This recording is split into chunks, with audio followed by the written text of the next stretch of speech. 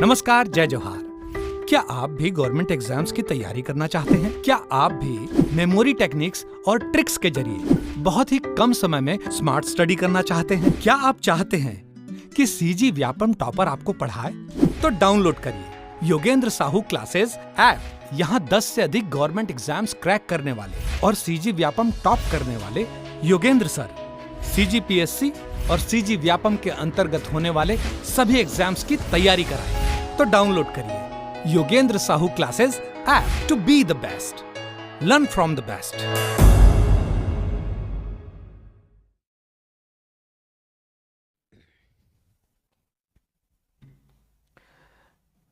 नमस्कार दोस्तों, स्वागत है आपका योगेश ऑनलाइन क्लासेस में। छत्तीसगढ़ कृषि उपज मंडी अधिनियम 1972 की एक क्लास हम कर चुके हैं और उसमें एक इंट्रोडक्शन पार्ट देखे थे और एक पीडीएफ था जिसमें लाइन से जितने भी 14 अध्याय और 82 धाराएं हैं वो मैंने लिखवा दिया था उसमें, और कोशिश किया था कि 30 धारा तक आपको याद हो जाए। ठीक है, तो जो पहला लेक्चर था वो आप देख चुके हैं। अब ये सेकंड लेक्चर है और सेकंड लेक्चर में हम चैप्टर 1, 2, 3, 4 ऐसे लाइन से अब कवर करते चलेंगे। ठीक है, तो चैप्टर 1 और चैप्टर 2 इसमें कवर हो जाएगा। ठीक, चैप्टर 1 तो पहले कवर हो गया है, अब चैप्टर 1 और 2 यहाँ पे दोनों एक बार फिर से रिवीजन कर लेंगे। और कुछ बच्चे पूछ रहे थे कि पीडीएफ कहाँ मिलेगा, तो पीडीएफ के लिए आपको कोर्स खरीदना पड़ेगा। पीडीएफ ऐसे अवेलेबल नहीं होगा। पीडीएफ अगर आप चाहते हैं आपको पीडीएफ और वीडियोस दोनों मिले तो कोर्स परचेस करना पड़ेगा। ठीक है, 3-4 डेमो क्लासेस डलेंगी और उसके बाद आपको कोर्स परचेस करना पड़ेगा अगर पूरा वीडियोस आप देखना चाहते हैं तो। चलिए, छत्तीसगढ़ कृषि उपज मंडी अधिनियम 1972 कल का जो एक पीडीएफ था उसमें मैंने सारी चीज़ें एक्सप्लेन की हुई थी कि ये क्यों लाया गया, ठीक है, और कब लाया गया। तो वो डेट फिर से यहाँ पे रिवीजन हो रहा है। देख लो, राष्ट्रपति की अनुमति कब मिली? 18 अप्रैल 1973, राष्ट्रपति में प्रकाशित 27 अप्रैल 1973। 18 अप्रैल और 27 अप्रैल आपको डेट आपको याद रखना है। 16 दिसंबर और 20 दिसंबर ये डेट भी मैंने याद रखा है, कराया था आपको। 16 दिसंबर छत्तीसगढ़ में 16 दिसंबर 2000 को विधि का अनुकूलन आदेश जारी किया गया था, एडेप्टेशन ऑर्डर, और 20 दिसंबर को क्या किया गया, उसको जारी किया गया, प्रकाशित किया गया, राजपत्र में प्रकाशित किया गया। और अधिनियम कब से लागू है पूछा जाए छत्तीसगढ़ में, तो 1 नवंबर 2000 से लागू है। उद्देश्य क्या क्या उद्देश्य था, तो मैंने 3 उद्देश्य के बारे में वहाँ पे चर्चा किया था। पहला उद्देश्य क्या था, तो पहला उद्देश्य था क्रय विक्रय को अधिक और अच्छे तरीके से रेगुलेट करना, विनियमन करना। दूसरा, कृषि उपज मंडी की स्थापना करना, और तीसरा, ये जो स्थापित मंडी है उसका अच्छे से प्रशासन करना। ये 3 उद्देश्य भी हम देखे थे। ठीक है, तो ये देखो, ये लिखा हुआ है, क्रय विक्रय की प्रक्रिया को विनियमित करना, कृषि मंडियों की स्थापना करना और मंडियों के प्रशासन को बेहतर तरीके से नियंत्रित करने के लिए, उसका एडमिनिस्ट्रेशन अच्छे से करने के लिए इसका उद्देश्य है। 3 उद्देश्य है यहाँ पे। 14 अध्याय और 82 धारा आपको देखने को मिलेंगे। क्लियर। अब चैप्टर 1 और 2 दोनों इसमें कवर कर लेंगे। चैप्टर 1 के बारे में हालांकि मैं पहले बता चुका हूँ। देखो, धारा 1 क्या बोलता है, संक्षिप्त नाम, विस्तार तथा प्रारंभ, short title, extent and commencement. अगर आप पुराना वीडियो नहीं देखे होंगे, पहला पार्ट नहीं देखे होंगे, तो पहला पार्ट जरूर देखें। तो नाम क्या है, शॉर्ट टाइटल क्या है पूछा जाए तो छत्तीसगढ़ कृषि उपज मंडी अधिनियम 1972। विस्तार कहाँ है, पूरे छत्तीसगढ़ में। और अधिनियम कब से लागू होगा बोला जाए तो 1 नवंबर 2000 को। धारा 2 क्या बात करता है, डेफिनेशन की। और मैंने बोला हर अधिनियम में ज्यादातर पहला धारा आपका नाम पता गाँव रहेगा, दूसरा डेफिनेशन रहेगा।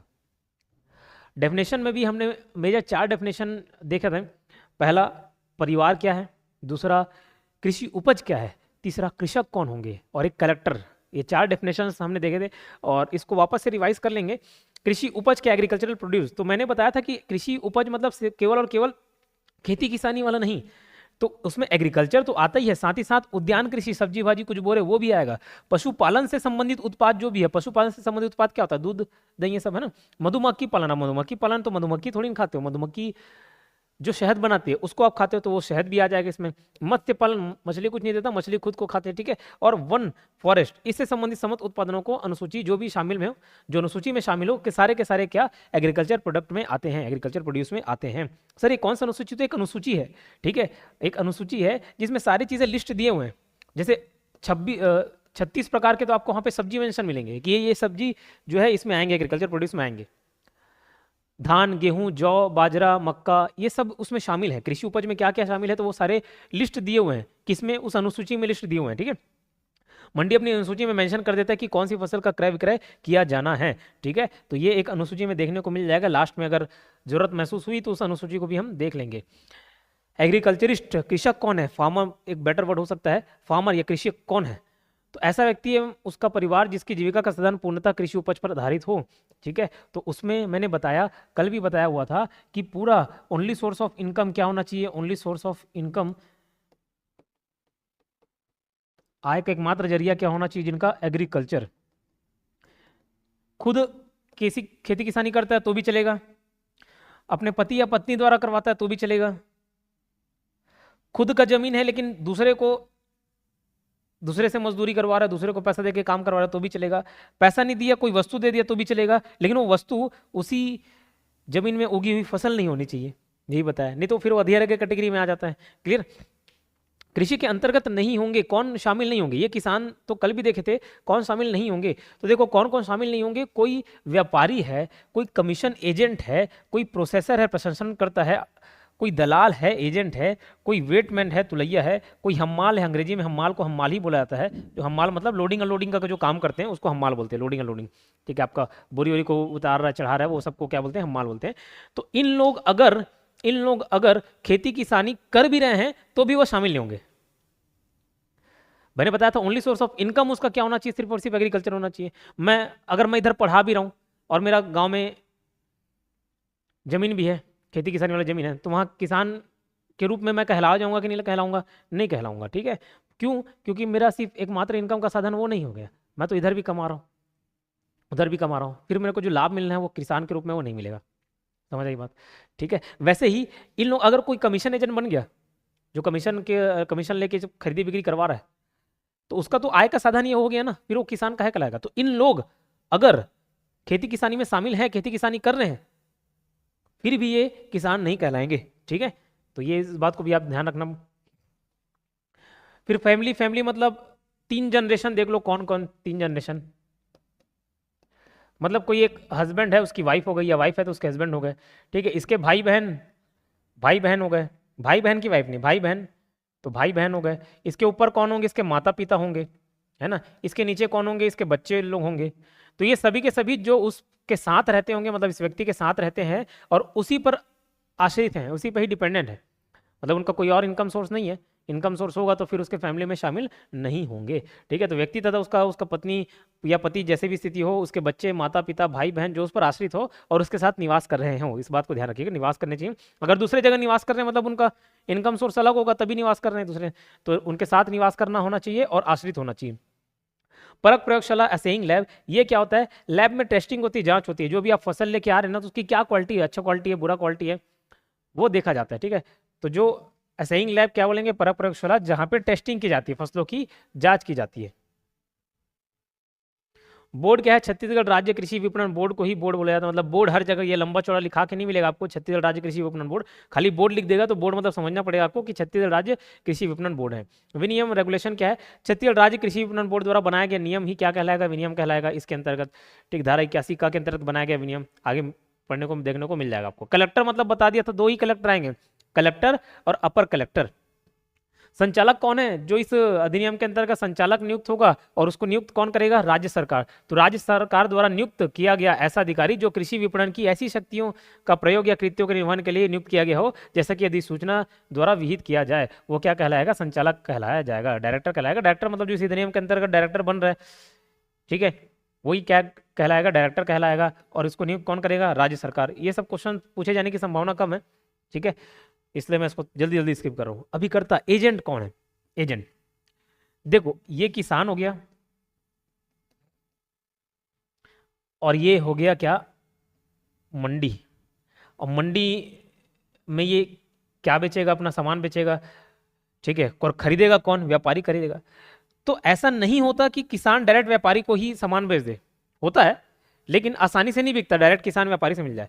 तो उसको बिकवाने के लिए कौन होते हैं, बीच में एजेंट होते हैं, दलाल होते नहीं। आपको जमीन, जैसे आप जमीन खरीदने जाओगे या घर में माँ पापा खरीदे होंगे, तो जमीन खरीदना तो डायरेक्टली भी मिल जाएगा कोई खरीदार, लेकिन आपको एक अच्छा जमीन चाहिए होता है तो आप दलाल के पास जाते नहीं जाते हैं। तो दलाल क्या करता है, बिचौलिया के रूप में काम कर रहा है, मीडिएटर के रूप में काम कर रहा हो, एक से जमीन खरीदवा रहा है, एक से जमीन बिकवा रहा है, ठीक है। तो बीच में काम कर रहा है और दोनों से कमीशन चार्ज कर रहा है, ठीक है। तो कमीशन लेके वो क्या करवाता है, खरीदी बिक्री करवा देता है। तो बस वैसे ही यहाँ पे भी जो एजेंट होते हैं वो क्या करता है, किसान से सामान लेके दूसरे को बिचवा दे, मतलब व्यापारी को दे देता है। तो उसको क्या मिलेगा? एजेंट को क्या मिलता है? कमीशन मिलता है। ठीक है, तो वही क्या कहलाएगा? एजेंट कहलाता है। क्लियर? संविदा खेती, कॉन्ट्रैक्ट फार्मिंग। कॉन्ट्रैक्ट फार्मिंग क्या है? जैसे इतिहास में आप तीन कठिया प्रथा सुने हो क्या? तीन कठिया प्रथा। तीन कठिया प्रथा क्या था कि आपको अपने खेत के 3/20 भाग में वो फसल उगाना पड़ेगा जो अंग्रेज बोले वही फसल उगाना पड़ेगा। याद है? वैसे ही तो क्या था? एक प्रकार का एग्रीमेंट था, कॉन्ट्रैक्ट था कि आप भी अपने खेत में यही उगाओगे क्योंकि इसकी हमको जरूरत है। क्यों? तुमने हमसे पैसे लिए। तो ऐसी कॉन्ट्रैक्ट फार्मिंग भी क्या होता है कि आपका खेत है, मैं बोल रहा हूँ अरे मालूम है, देखो खेत है, आप उसमें खेती करोगे, कुछ उगाओगे और उसको बेचोगे। ठीक है, अब बेचने के लिए बाद में ग्राहक ढूंढोगे। उससे अच्छा कोई व्यापारी बोल रहा है, अरे मैं, जैसे मैं व्यापारी हूँ, मैं किसी किसान को बोल रहा हूँ तुम्हारा ये खेत है ना, तुम बाद में बेचने जाओगे ना, कोई सामान जो उसमें उगेगा उसको मैं ही खरीद लूंगा। क्या उगाने जा रहे हो? अच्छा गेहूं, हाँ ठीक है, गेहूं उगाओ और उसको मैं इस दाम पे खरीद लूंगा। ये क्या हो गया? कॉन्ट्रैक्ट फार्मिंग हो गया। मतलब फिर वो जो किसान है वो वही उगाएगा जो मैं बोलूंगा। ये हम लोग के बीच जो डील होगा, ऐसे कोई मजबूर नहीं कर रहा हूँ उसको, लेकिन डील हो गया कि तुम ये उगाना और इसको मैं इतने पैसे में खरीदूंगा। तो ये क्या हो गया? कॉन्ट्रैक्ट फार्मिंग हो गया। बोला नहीं, मेरे को गेहूं नहीं चाहिए, मेरे को टमाटर चाहिए पूरे इस खेत में। आपके 1 एकड़ खेत है, उसमें पूरा टमाटर चाहिए, आलू चाहिए, प्याज चाहिए, जो चाहिए। तो वो पहले से एग्रीमेंट हो जाएगा, कॉन्ट्रैक्ट हो जाएगा कि हाँ मैं ये उगा रहा हूँ और जब उगेगा तो इस रेट में तुम खरीद लेना। ठीक है, तो ये क्या कहलाता है? Contract farming. जैसे जमीन, फिर से जमीन का एग्जांपल दे रहा हूँ। जमीन जब खरीदी बिक्री होने वाला था तो पहले एग्रीमेंट होते हैं, बयाना देते हैं। उसको बयाना दे दिए, वैसे इधर कॉन्ट्रैक्ट हो रहा, हो सकता है कुछ बयाना दे दिए, वैसे ही जमीन खरीदने के लिए बयाना देते हैं और एक एग्रीमेंट करवाते हैं कि इस अमाउंट पे खरीदेंगे। अब बाद में अगर वो पीछे हटता है बेचने वाला तो उसके ऊपर केस हो सकता है। तो बस वैसे ही इसमें भी सिस्टम होता है, एग्रीमेंट हो जाता है जिसमें फसल कौन सा उगेगा और रेट क्या रहेगा वो पहले से डिसाइड हो जाता है। एग्रीमेंट क्या, जो इसके लिए एग्रीमेंट करा रहे हैं वो कॉन्ट्रैक्ट फार्मिंग करार कहलाता है, कॉन्ट्रैक्ट फार्मिंग एग्रीमेंट कहलाता है। ठीक है, संविदा खेती उत्पादक, कॉन्ट्रैक्ट फार्मिंग, फार्मिंग नहीं है, फार्मिंग है। प्रोड्यूसर, प्रोड्यूसर कौन होगा? जो उगाएगा उस पर। ठीक है, जो किसान उगा रहा है वही क्या हो गया? प्रोड्यूसर कहलाएगा। और क्रेता कौन हो गया? जो खरीदेगा। कौन खरीदेगा? व्यापारी खरीद रहे हैं, उसको व्यापारी नाम दे दे रहे हैं हम लोग, तो वही तो खरीद रहे हैं, तो खरीद रहे हैं मतलब व्यापारी हो गया। ठीक है, किसान उत्पादक संगठन क्या है? Farmer producer organisation. ये क्या होता है? एक किसानों का संगठन बना दिया जाता है, किसानों का संगठन बना दिया जाता है। अब एक ही प्रकार के फसलों का उत्पादन करने वाले कृषकों द्वारा बनाया जाता है ताकि इससे उन्हें उचित या अधिक लाभ हो सके। एक ही प्रकार के, जरूरी नहीं एक ही प्रकार का हो, दूसरे प्रकार के भी हो सकते, लेकिन इसको एक उदाहरण की तरह समझना। जैसे बाल कटाने आप जाते होगे, मैं भी तो जाता हूँ, तो उसमें लिखे रहता है नाई संघ द्वारा ये रेट तय किया गया है। मतलब 70 रुपये में बाल काट रहा तो भैया 70 रुपये से कम कोई नहीं काटेगा। आपसे ले लेना अलग बात है, लेकिन एक एग्रीमेंट हुआ रहता है उन लोग के बीच, मतलब आपस में एक संगठन बना लेते हैं, नाई संघ हो गया, और वो संघ डिसाइड करेगा कि भैया देखो अब 10 दुकान है जिसमें आपको बाल कटाने जाना है।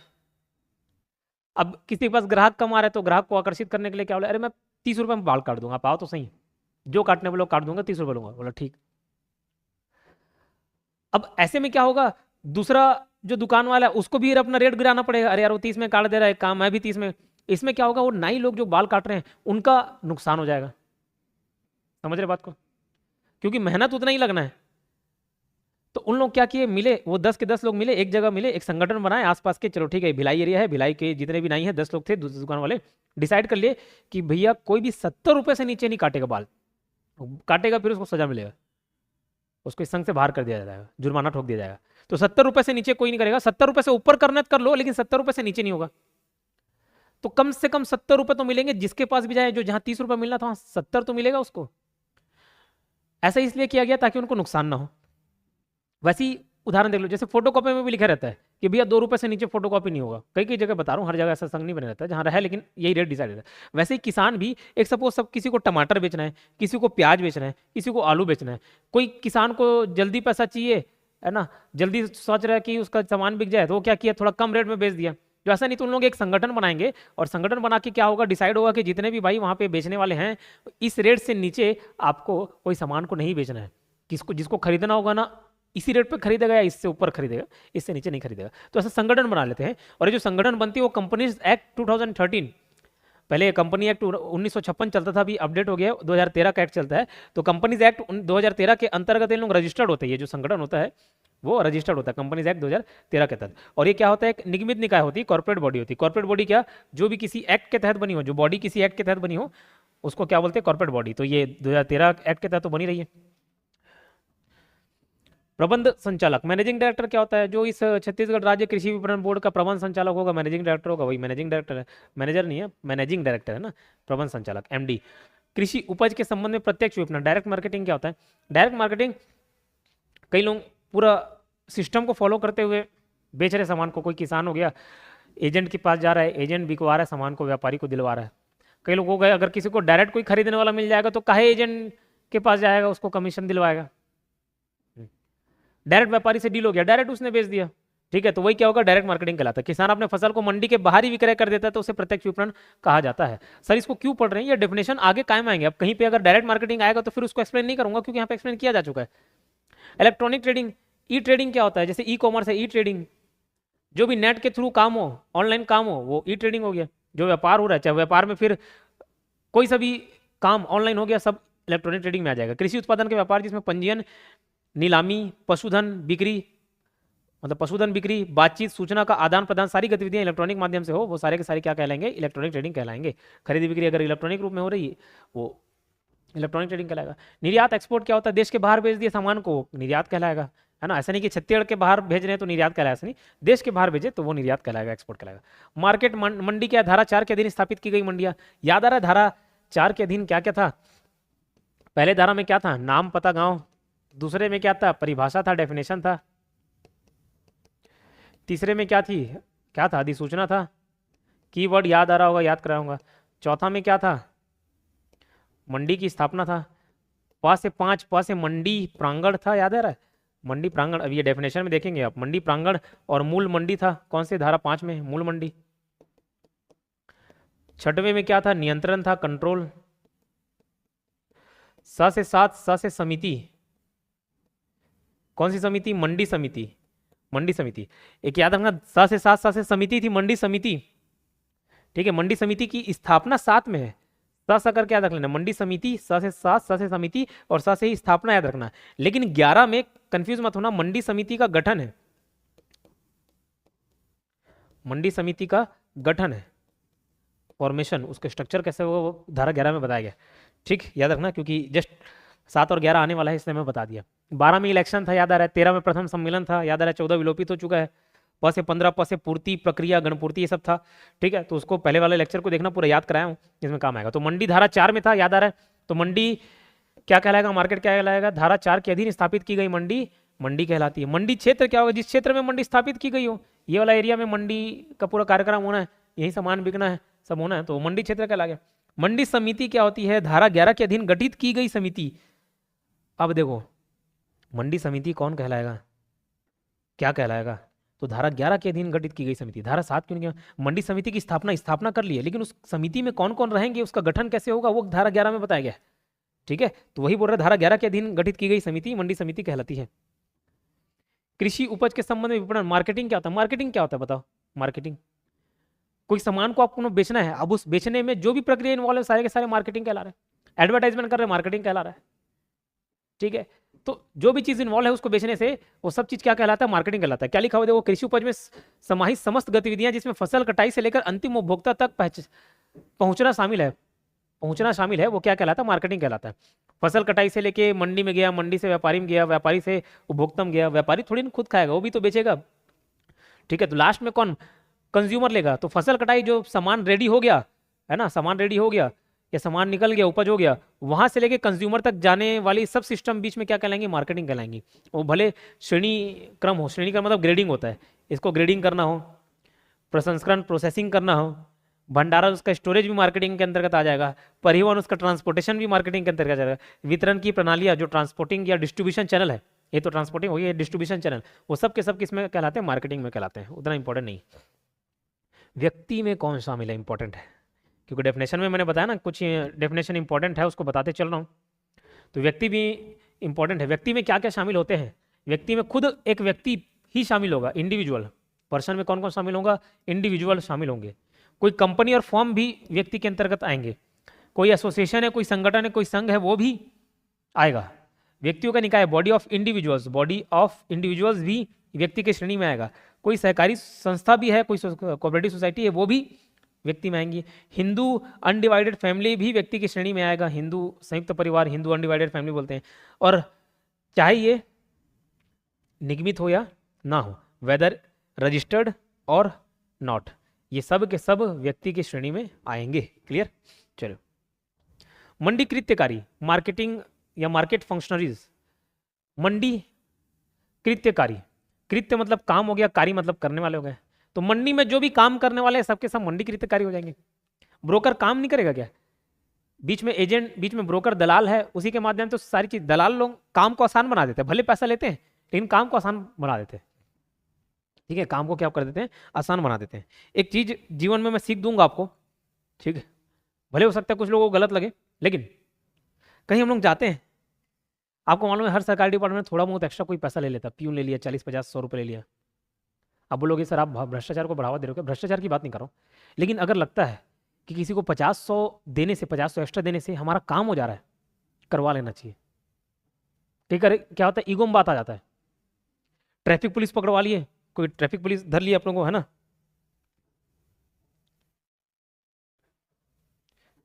हेलो हेलो, ठीक, ट्रैफिक पुलिस आपको पकड़ लिया, पहचान के लिए कॉल लगा रहे हैं सबको, 100 रुपये 200 रुपये बचाने के लिए कलेक्टर, डिप्टी कलेक्टर को फोन लगा रहे हो आप, नेता को फोन लगा रहे हो आप, 100 रुपये दो, 200 रुपये दो, निकल लो।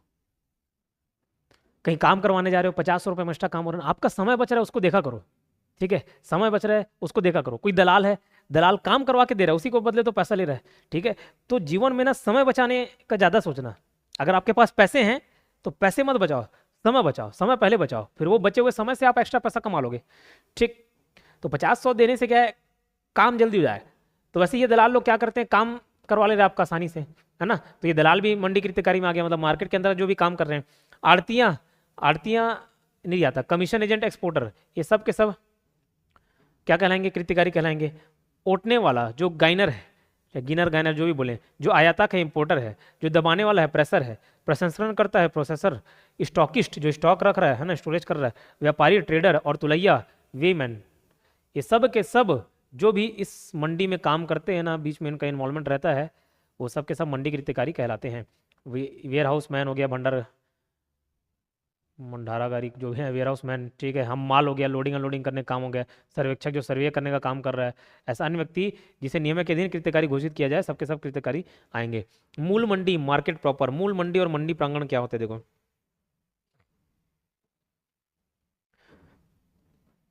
सपोज ये पूरा का पूरा क्या है, मंडी क्षेत्र है, ये क्या हो गया, मंडी क्षेत्र, मंडी क्षेत्र, जहां पे सामान खरीदी बिक्री होता है, मंडी का वास्तव जहाँ वस्तु का क्रय विक्रय किया जाता है, ये मूल मंडी कहलाता है। तो वो पूरा का पूरा मंडी क्षेत्र हो गया, ये क्या हो गया आपका, मूल मंडी। मूल मंडी क्या कहला गया, मूल मंडी। ठीक, इसके अलावा जैसे यहाँ सामान खरीदा बिक्रा तो खरीदा बेचा तो जा ही रहा है ना, साथ ही साथ इस मंडी क्षेत्र के अंतर्गत और ऐसी छोटी छोटी दुकानें होंगी। ठीक है, ये छोटी छोटी दुकानें होंगी, ये एजेंट की दुकानें हैं, एजेंट की दुकानें जिसको लाइसेंस मिला हुआ है।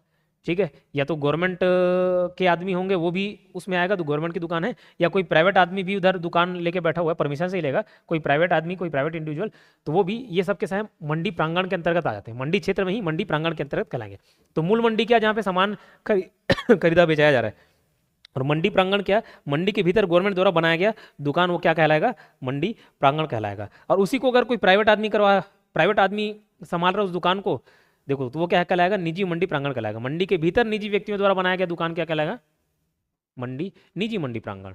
विशेष वस्तु मंडी प्रांगण, ये विशेष वस्तु वाला क्या हो गया, जैसे मैंने बताया बहुत सारे प्रकार के अलग अलग सब्जी हो गया, गेहूं हो गया, दाल हो गया, बाजरा हो गया, चना हो गया, मटर हो गया, लाख हो गया, हर्रा हो गया, सब के सब सामान बिकते हैं। एग्रीकल्चर प्रोड्यूस के अंतर्गत जो भी डेफिनेशन दिया है, जो अनुसूची में शामिल है, सब के सब बिकते हैं।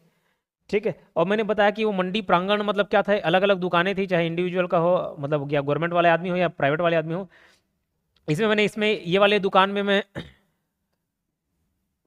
नोट डाउन कर दिया, लिखवा दिया भैया, चिपकवा दिया कि यहाँ केवल केवल गेहूं बिकेगा, यहाँ केवल और केवल सपोज चना या मटर बिक रहा है, कोई तिलहन फसलें बिक रही हैं।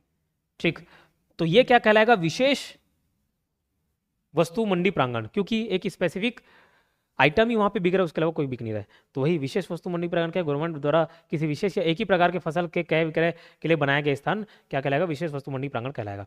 उप मंडी प्रांगण के अंतर्गत हॉट बाजार भी आते हैं, उसको उप मंडी प्रांगण भी बोल देते हैं, जो दुकान बने ना छोटे छोटे, उप मंडी भी हो गए, उप मंडी प्रांगण के अंतर्गत हॉट बाजार भी आते हैं, इसको ध्यान रखना। अधिसूचित कृषि हाट बाजार समझ गए, जहाँ आप खरीदी बिक्री करते हो, नॉर्मल आप दुकान जा रहे हो जहाँ खरीदने सब्जी वगैरह, हाट बाजार कहलाते हैं वो। उप मंडी प्रांगण के अंतर्गत हाट बाजार भी आते हैं। अधिसूचित कृषि उपज ये क्या है, अनुसूची में जिन कृषि उपज का नाम उल्लेखित है ना वो सब के सब अधिसूचित है, नोटिफाइड है, समझ लो जितना भी अनुसूची में नाम आता है। अन्य पिछड़ा वर्ग ओबीसी, अदर बैकवर्ड क्लासेस क्या है, ओबीसी। 26 दिसंबर 1984 को राज्य सरकार ने ओबीसी की सूची जारी की थी, उसमें जो भी ओबीसी के कैटेगरी में आ रहा है सबके सब क्या कहलाएंगे, ओबीसी कहलाएंगे। छोटा व्यापारी, पैटी ट्रेडर, छोटा व्यापारी क्या होता है, व्यापारी तो व्यापारी है भाई, लेकिन वो छोटा और बड़ा में दो श्रेणी में उसको विभाजित कर दिया गया है। छोटा व्यापारी कौन होता है, छोटा व्यापारी, तो उसके कंडीशंस हैं। क्या कंडीशन है, ऐसा व्यक्ति जिसके पास अधिसूचित कृषि उपज के, अधिसूचित मतलब जो अधिसूचना में शामिल है, कोई एक मान लो चना या मटर या गेहूं, चना बोल लो, गेहूं बोल लो, धान बोल लो, जो भी है, ठीक। अगर किसी एक व्यापारी के पास एक समय में मतलब पर्टिकुलर किसी पॉइंट ऑफ टाइम में उसका स्टॉक 20 क्विंटल से ज़्यादा ना हो, जैसे कि चना, गेहूं और मटर, ये सब तीनों मिला के, मतलब कोई भी हो सकता है प्रोडक्ट, लेकिन मैं मान के चल रहा हूँ ये तीनों मिला के 20 क्विंटल से ज़्यादा नहीं है, मतलब 20 क्विंटल तक है, 20 क्विंटल तक है, 20 क्विंटल से नीचे है, तो वो क्या कहलाएगा, छोटा व्यापारी कहलाएगा। और एक ही समय में एक ही प्रकार की उपज का 10 क्विंटल से अधिक ना हो, मतलब अलग अलग कंडीशन बताए हैं कि वो जो व्यापारी है वो क्या है, 3-4 अलग अलग प्रोडक्ट में डील कर रहा है, 3-4 अलग प्रोडक्ट खरीद रहा है, सब काम देख रहा है, तो उसका स्टॉक में अगर 20 क्विंटल तक है या उससे नीचे है तो वो छोटा व्यापारी कहलाएगा। 3-4 अलग अलग प्रोडक्ट नहीं खरीद रहा है, ये तो पहला कंडीशन था जिसमें 3-4 अलग अलग प्रोडक्ट खरीदता बेचता हो। दूसरा केस में क्या है, एक ही प्रोडक्ट, जैसे मान के चलो गेहूं देख रहा है, गेहूं वाला डील कर रहा है, तो गेहूं 10 क्विंटल तक होना चाहिए, 10 क्विंटल से ज़्यादा नहीं होना चाहिए, उसका स्टॉक 10 क्विंटल से ज़्यादा नहीं होना चाहिए। तो ये तो रही स्टॉक की बात, तो वो क्या कहलाएगा, छोटा व्यापारी कहलाएगा। तो स्टॉक 20 क्विंटल से ज़्यादा नहीं, अगर 3-4 प्रोडक्ट में डील कर रहा हो, बहुत सारे प्रोडक्ट में डील कर रहा हो, एक ही प्रोडक्ट में डील कर रहा है तो 10 क्विंटल से ज़्यादा उसके पास स्टॉक नहीं होना चाहिए। और खरीदी बिक्री करना हो, खरीदी बिक्री वो तो स्टॉक की बात थी, खरीदी बिक्री कर रहा हो तो एक दिन में धान 10 क्विंटल से अधिक क्रय ना करें, केवल धान नहीं है, मतलब खरीदी बिक्री कोई सा भी आइटम हो 10 क्विंटल से अधिक क्रय ना करें। और तिलहन, दाल, तंतु फसल, फाइबर, ये सब 5 क्विंटल से अधिक क्रय ना करें। अच्छा ये धान ही होगा, 1 क्विंटल में धान 10 क्विंटल से अधिक ना करें, देख लेता हूँ एक बार। हेलो हेलो हेलो, ठीक। तो स्टॉक की बात थी, तो 20 क्विंटल और 10 क्विंटल किस किस केस में देखे वो समझ गए। Petty traders, petty trader means a person who does not hold more than 20 quintals of various kinds of notified agriculture produce, ठीक है, अलग अलग विभिन्न प्रकार के बहुत सारे प्रोड्यूस देख लिए, उसमें 20 क्विंटल से ज़्यादा ना हो, ये क्या है, तो ये बेयर एक्ट है। बेयर एक्ट मतलब ऐसी भाषा जो समझ नहीं आती, बेयर एक्ट का डेफिनेशन तो वही बोलता हूँ। और 10 quintals of any single notified agriculture produce in stock at a time, ठीक है, अलग अलग प्रोडक्ट में डील कर रहा है, अलग अलग उपज में डील कर रहा है, उसके पास 20 क्विंटल से ज़्यादा नहीं होना चाहिए। एक ही प्रोडक्ट में डील कर रहा है, 10 क्विंटल से ज़्यादा नहीं होना चाहिए। Provided that he had not purchase more than 10 quintals of cereals और 5 quintals including of oil seeds, pulse and fibre crops in a day. Okay, धान नहीं हो, धान्य है, ठीक है, धान्य, धान्य में फिर वो धान गेहूं सब आ जाएगा, ये धान्य ना होकर धान्य है, धान्य में धान गेहूं सब आ जाता है, सीरियल्स जितने भी हैं, तो वो क्या बोल रहा है, परंतु वह किसी भी एक दिन में 10 क्विंटल धान्य से या तिलहन, दाल तथा तंतु फसलों को मिलाकर 5 क्विंटल से अधिक क्रय ना करे, ये सब के सब क्या कहलाएंगे, पैटी ट्रेडर्स कहलाएंगे, छोटे व्यापारी कहलाएंगे, ठीक है। समझ आई बात। 4 कंडीशन देख लिए कि स्टॉक रख रहा है, स्टॉक, तो स्टॉक 20 क्विंटल से ज़्यादा नहीं होना चाहिए, किस केस में, जब बहुत सारे प्रोडक्ट में डील कर रहा है। दूसरा, 10 क्विंटल से ज़्यादा स्टॉक नहीं होना चाहिए, लेकिन कब, जब एक ही प्रोडक्ट में डील कर रहा है। तीसरा, धान्य जो है, सीरियल्स जो है वो 10 क्विंटल से ज़्यादा नहीं खरीदेगा, तब वो छोटा व्यापारी कहलाएगा। 10 से ज़्यादा खरीद रहा है मतलब बड़ा बड़ा डील कर रहा है, बड़ा बड़ा डील कर रहा है तो बड़ा बड़ा व्यापारी है। और 5 क्विंटल किस केस में, ये दाल हो गया, तंतु फसल हो गया, तिलहन हो गया, ऑयल सीड्स हो गए, ये सब 5 क्विंटल से ज़्यादा खरीदी ना करे, तब वो क्या कहलाता है, तब वो कहलाता है छोटा व्यापारी। प्रसंस्करण, प्रोसेसिंग क्या कहलाता है, प्रोसेसिंग चूर्ण करना, पेरना, मतलब क्रश करना, एकदम पूरा उसको दबा के निचोड़ निचोड़ देना, सब क्रशिंग कहलाता है।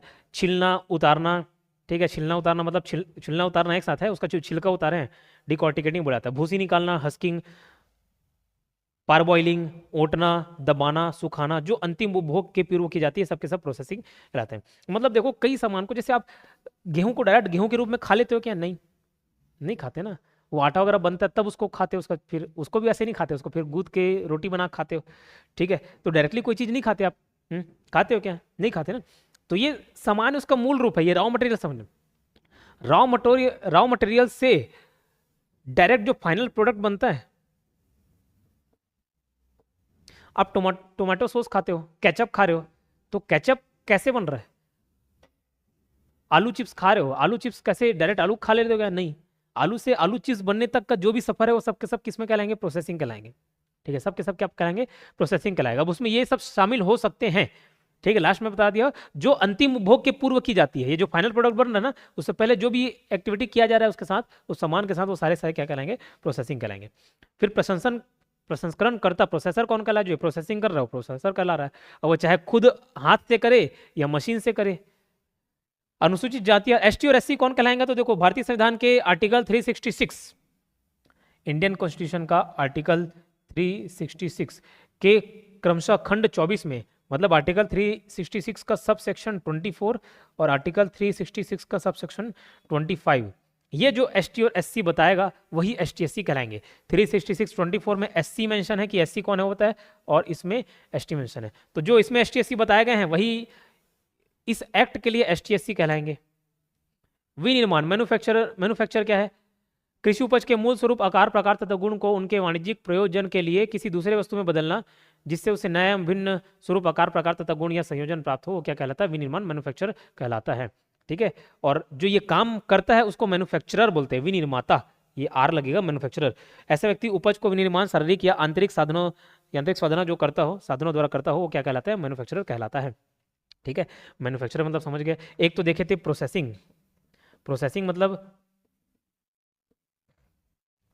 मतलब उसमें जो भी कूटा काटी हो रहा है, उसको चूर्ण बना रहे हैं, उसको गर्म कर रहे हैं, ठीक है, हस्किंग कर रहे हैं, ये सारी चीज़ें प्रोसेसिंग के अंतर्गत आ जाती हैं।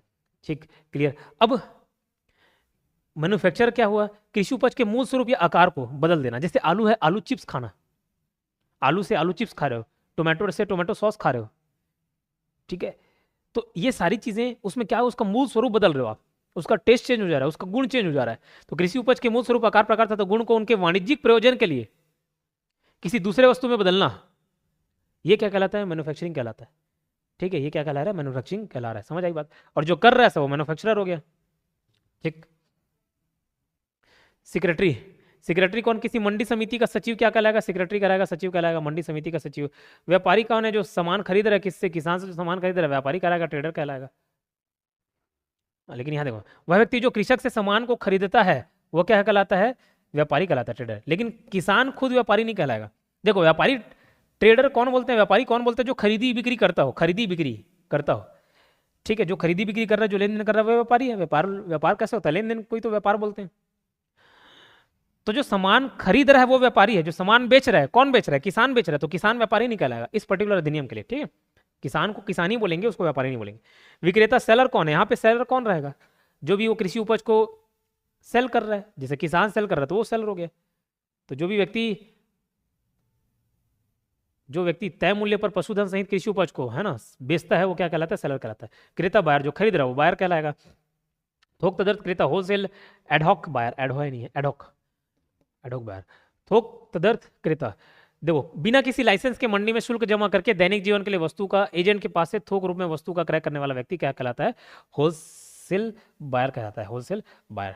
ठीक, देखो, वहाँ पे खरीदी बिक्री करने के लिए चाहे एजेंट हो चाहे व्यापारी हो, जितने भी लोग हैं ना, उसको लाइसेंस की जरूरत होती है। ठीक है, तो किसी आदमी के पास लाइसेंस नहीं है लेकिन वो सामान खरीदना चाह रहा है अपने घर के उपयोग के लिए। जैसे हम लोग मालूम रहता है कि भैया प्याज का रेट बढ़ने वाला है, तो हमारे घर में ऊपर एक स्टोरेज हाउस है, उसमें बहुत सारा प्याज लेके आ जाते हैं। मालूम है भैया साल भर चलना, प्याज खराब तो नहीं होता। टमाटर लेके आ जाओगे तो खराब हो जाएगा, प्याज होता है कि नहीं होता? प्याज को बहुत दिन तक चला सकते हो आप। तो प्याज लेके आ जाते हैं, जब कम रुपए में मिल रहा है, फिर बाद में मालूम है 50-60 रुपये किलो तक पहुंच जाता है, तो पहले से लेके आ जाते हैं। ठीक है, अपने उपभोग के लिए, अपने कंज्यूम के लिए, बेचने के लिए नहीं। ठीक, तो वैसे क्या है, कोई लाइसेंस नहीं है लेकिन उसको खुद के दैनिक जीवन के उपयोग के लिए उसको क्या करना है? खरीदना है। तो होलसेल में खरीद के आ गया, क्योंकि मंडी में सस्ता मिलेगा सामान। बाहर मार्केट में जाएगा तो महंगा मिलेगा, उधर मंडी वाला मार्केट जाएगा तो सस्ता मिल जाएगा, तो वो खरीद लिया, तो क्या कहलाएगा? होलसेल एडहॉक बायर कहलाएगा। निजी मंडी प्रांगण या निजी उपमंडी प्रांगण या निजी किसान उपभोक्ता प्रांगण, ये क्या है? मंडी क्षेत्र में राज्य सरकार द्वारा अधिसूचित प्रांगणों में से भिन्न ऐसा स्थान जहां निजी व्यक्तियों द्वारा लीज पर लेकर मंडी प्रांगण में कृषि उपज का विपणन के लिए पंजीकृत व्यक्ति, ये कहलाता है। ठीक है, मैंने बताया था वो मंडी क्षेत्र के अंतर्गत कुछ एजेंट की दुकान रहती है और कुछ प्राइवेट लोगों के लिए छोड़ दिया जाता है। ठीक है। प्राइवेट लोग अब उसको लीज पर ले सकते हैं 10 साल 20 साल जितने भी साल के लिए हो, ठीक है। तो उन लोग डील कर रहे हैं, वही वैसा व्यक्ति है जो रजिस्टर्ड व्यक्ति है, ये कहलाएगा निजी मंडी प्रांगण, निजी डैश डैश डैश, ये सब कहलाता है निजी मंडी प्रांगण। ऊपर वाले डेफिनेशन में ये कवर हो चुका था, ये डेफिनेशन में आपका कवर हो गया इतना। एक और टर्मिनल मार्केटिंग यार्ड, एक ये वाला पॉइंट बचा हुआ था, इसको भी मुझे बताना है। टर्मिनल मार्केटिंग यार्ड, इन डेफिनेशन में लिखना भूल गए, लेकिन ये जो terminal marketing complex, terminal market complex, ये जो है ये क्या था, टर्मिनल मार्केट कॉम्प्लेक्स, हिंदी में भी यही नाम है। ये क्या कहलाता है, जहाँ कॉम्प्लेक्स दुकान होता है ना, जैसे शॉपिंग कॉम्प्लेक्स, शॉपिंग मॉल, तो जहाँ दुकान, ऐसा जगह, ऐसा कॉम्प्लेक्स जहाँ पे उद्यानिकी फसल खरीदा बेचा जाता हो, क्या है, टर्मिनल मार्केट कॉम्प्लेक्स कहलाता है, ठीक। तो ये अलग से किसके लिए होता है, सिर्फ और सिर्फ उद्यान की फसल के लिए, ये टर्मिनल मार्केट कॉम्प्लेक्स कहलाएगा। तो ये आपका चैप्टर 1 खत्म हुआ। चैप्टर 1 में धारा 1 धारा 2 हमने दोनों देख लिया, ठीक है। धारा 1 और धारा 2 दोनों हम कवर कर लिए। अब देखो, मेरे ख्याल से जितने लोग मंडी का फॉर्म भरे होंगे वो सहकारिता वाला भी फॉर्म भरे होंगे, जो मंडी का तैयारी कर रहे हैं वो सहकारिता वाला भी कर रहे होंगे, और सहकारिता में पोस्ट ज़्यादा है, पोस्ट की संख्या सहकारिता में ज़्यादा है, ठीक है। तो जो मंडी की तैयारी करे सहकारिता, अचानक से एग्ज़ाम डेट आ गया। एग्ज़ाम डेट कब, 29 तारीख को। और जब ये पोस्टपोन हुआ था तो मैंने बताया था कि नया जो नोटिफिकेशन निकलता है ना, नया विज्ञापन, उसको चुनाव आयोग या जो निर्वाचन आयोग है वो अनुमति नहीं देता, उसका परमिशन नहीं देता। लेकिन पुराने जो नोटिफिकेशन आ गए ना, उसका एग्ज़ाम कंडक्ट कराने बोल देता है। ये बात मैंने उस टाइम ही बोली थी कि व्यापम अगर परमिशन मांगेगा तो 15 तारीख को एग्ज़ाम होना है। अगर परमिशन मिल जाता है तो हो सकता है 22 को हो जाए, हो सकता है 29 को हो जाए। 22 को नहीं हुआ, 29 को ही गया, ठीक है। तो आपको तैयारी जारी रखनी थी, पर फिर भी नहीं किया तो ठीक, अलग बात। अब लेकिन ये 29 तारीख को हो गए और आज ये वीडियो रिकॉर्ड हो रहा है संडे को, मतलब 1 हफ्ते ही बच गए हैं। तो 1 हफ्ते बचे हैं। अब इस 1 हफ्ते में नेक्स्ट सहकारिता का एग्जाम होना है। तो अभी मंडी की क्लासेस को थोड़ा सा मैं पोस्टपोन करूंगा, थोड़ा सा डिले होगा, एकदम रेगुलर क्लासेस नहीं चलेंगी, एक आध वीडियोस इसके और आएंगे, ठीक है। आगे जो चैप्टर एक आध मैं उसको कवर करा दूंगा। और शुरू के चैप्टर थोड़े ज़्यादा लेंदी हैं, जो मैं अधिनियम में देख रहा था, ये जो बेयर एक्ट है, शुरू के चैप्टर थोड़े ज़्यादा लेंदी मिलेंगे आपको। बाद के चैप्टर भी कुछ एक आध सेक्शन काफ़ी लंबे हैं, हर चीज़ लंबा नहीं है, छोटा छोटा है। शुरुआत के चैप्टर्स में ज़्यादा मेहनत है, जैसे डेफिनेशन 2 जो धारा 2 था डेफिनेशन, वो थोड़ा बड़ा ही था, लंबा था, तो हम कवर कर चुके हैं। तो मैं ये कह रहा हूँ कि अगले हफ्ते थोड़ा सा बढ़ाइएगा नहीं, आपका course time to time cover हो गई। और इसके अलावा जो बाकी एग्रीकल्चर का पोर्शन है वो डलेगा, वो डलते रहेगा, रेगुलर क्लास उसके आते रहेंगे। इकोनॉमिक्स वाला जो पोर्शन है वो भी मैं अपलोड कर दूंगा। जैसे आपका इकोनॉमिक्स और कॉमर्स वाला भी 10 मार्क्स का पोर्शन है, उसमें बहुत सारे टर्म्स आपको पढ़ने हैं, ठीक है। नीति आयोग पढ़ना है और नेशनल इनकम पढ़ना है, ठीक है।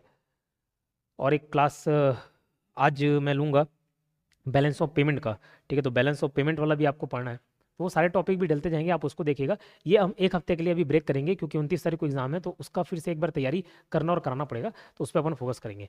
तो नेक्स्ट क्लास आने से पहले इसको पूरा रिवाइज करिएगा। रिवाइज करने का सही तरीका क्या होता है कि आप नया पढ़ने से पहले पुरानी चीज़ को पूरा देखते चले, पूरा। इससे क्या होगा, लास्ट धारा जब पहुंचेंगे, लास्ट चैप्टर जब पहुंचेंगे, तब शुरुआत की चीज़ें आपको एकदम पानी की तरह याद रहेंगी, मुंह जबानी याद रहेगा आपको, ठीक है, एकदम फिंगर टिप पे होगा। ठीक, चलिए मिलते हैं नेक्स्ट क्लास में, धन्यवाद।